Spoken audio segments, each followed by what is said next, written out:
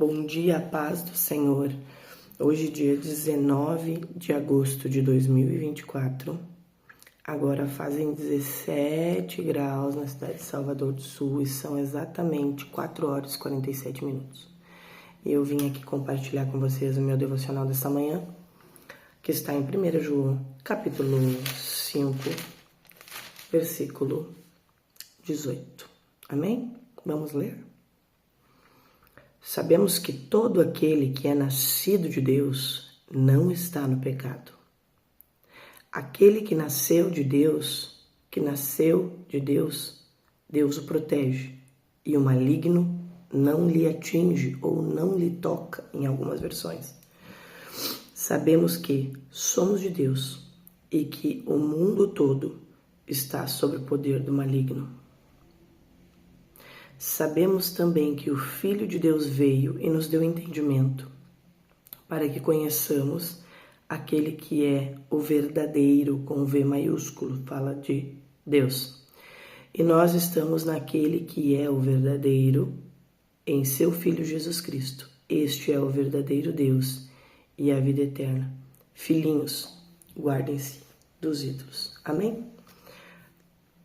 Bom, eu acredito que todos nós, em algum momento da nossa caminhada com Deus, nós já ouvimos esse versículo. Sabemos que todo aquele que é nascido de Deus não está em pecado e que Deus o protege e que o maligno não lhe atinge. Amém? Todos nós já escutamos essa palavra, certo? Mas a gente às vezes tira uma parte desse versículo para usar de acordo com o que nos convém. E isso é um erro gravíssimo. Porque a palavra vai dizer que todo aquele que é nascido de Deus não está em pecado. O que muita gente ouve, eu me batizei, eu nasci de Deus, né? Eu nasci de novo e o maligno não pode me tocar. Vamos entender o versículo, porque a gente não pode pegar partes isoladas da Bíblia, isso é muito importante, sem ler o contexto, para saber exatamente sobre o que está falando. Veja, versículo 18. Sabemos que todo aquele que é nascido de Deus não está no pecado. Primeiro ponto. Se eu sou nascida de Deus, eu não estou em pecado, tá? Porque existe uma grande diferença que ninguém mais tem comentado, mas eu vou comentar. E eu sei que muitas pessoas vão se levantar a partir disso. Mas deixa eu falar uma coisa para vocês que é muito importante.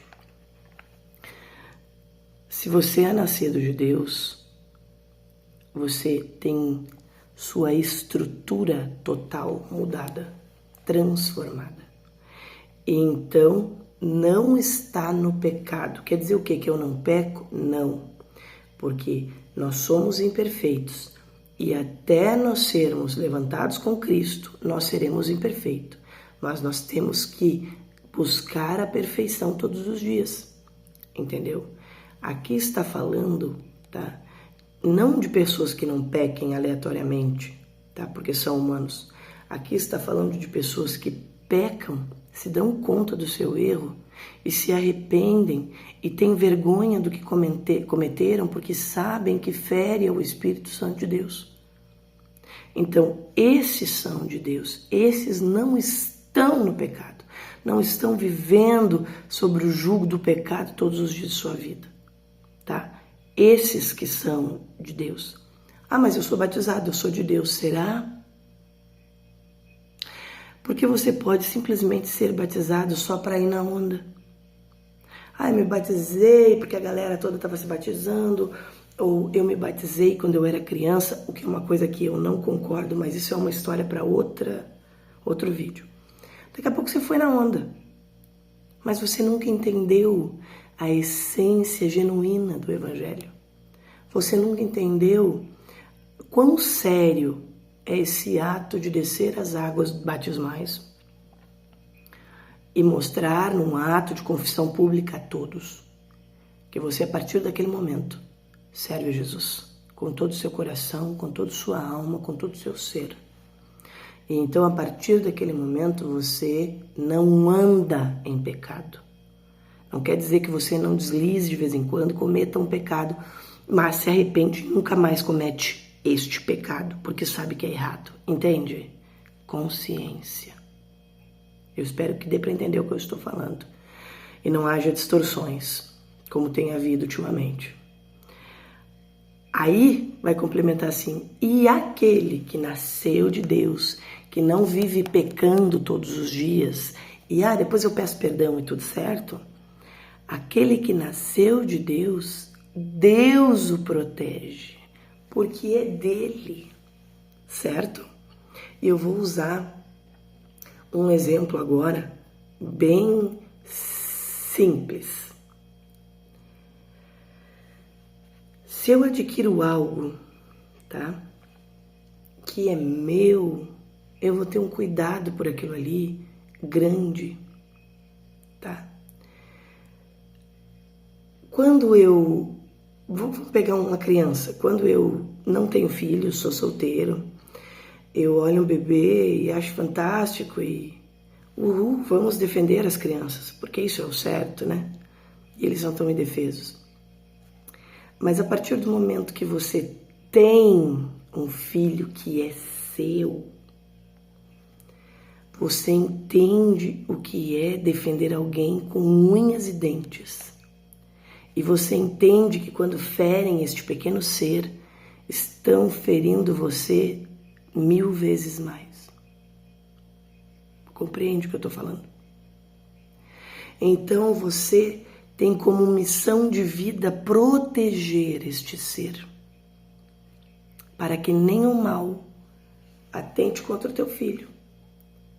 E o Senhor, que é perfeito, nós que somos imperfeitos, agimos assim. Imagina o Senhor que é perfeito, o quão cuidadoso Ele é com aqueles que são dele, o quão amável Ele é com os seus filhinhos, entende? Então, Deus protege quem é dele. E aí você vai me dizer assim, nossa, que Deus é injusto, então as outras pessoas Ele não ama? Não, na verdade Ele ama. E o Senhor, Ele nos dá a opção de ser dele ou não. E Ele ainda nos indica que é melhor ser dele. Só que muitas vezes nós não queremos. A palavra vai dizer que o Senhor, Ele coloca diante de nós a bênção e a maldição. E ainda nos orienta: escolhe, pois, tu a bênção. Mas às vezes nós somos cabeçudos e nós preferimos fazer do nosso jeito. Mas não vai dar nada. E logo ali na frente sofremos as consequências e ainda temos a audácia depois de querer colocar a culpa em Deus de um erro nosso, mesmo nós sendo orientados por Ele a não fazer. Entende? Então, voltando. Sabemos que somos de Deus e que o mundo todo está no poder do maligno. Então, gente, quem está falando isso? É a palavra de Deus, não sou eu. E não precisa nem ser crente para parar e observar o que tem acontecido, tá? Quem tem 30 anos ou mais vai se dar conta de que já não é mais como era antigamente. O mundo está evoluindo. O mundo está desgringolando. Ele está indo de mal a pior em passos largos para o inferno. E só não vê isso quem não quer. Mas antigamente sempre teve tal e tal coisa, mas não era muito explícito. E por que não era muito explícito? Porque as pessoas tinham muito pudor de algumas coisas, elas tinham muito receio de alguma coisa, e elas valorizavam os seus pais, e elas valorizavam muitas coisas que hoje em dia não importa mais. Então, assim, ser de Deus nos faz entender que o mundo todo está sob o poder do maligno. E se eu sou de Deus, eu tenho que fazer diferença neste mundo. Eu não posso me igualar a Ele. Eu não posso ir seguir o fluxo e fazer só porque os outros estão fazendo. Não, eu sou separado pelo Senhor. Agora eu sou dele. Quando eu me comprometi diante de todos que eu serviria ao Senhor até o último dia da minha vida, eu não posso parar o meu tempo, que é precioso, com Deus, para querer me igualar ao mundo, porque todo mundo está fazendo. E aí vem aquela célebre frase materna: você não é todo mundo, porque nós não somos todo mundo. Nós somos seres únicos e individuais. E não é porque o outro pecou e deu certo, nada aconteceu, que com você vai ser. Há pessoas que pecaram apenas uma vez e morreram. Não conseguiram dar sequência à sua vida com Deus.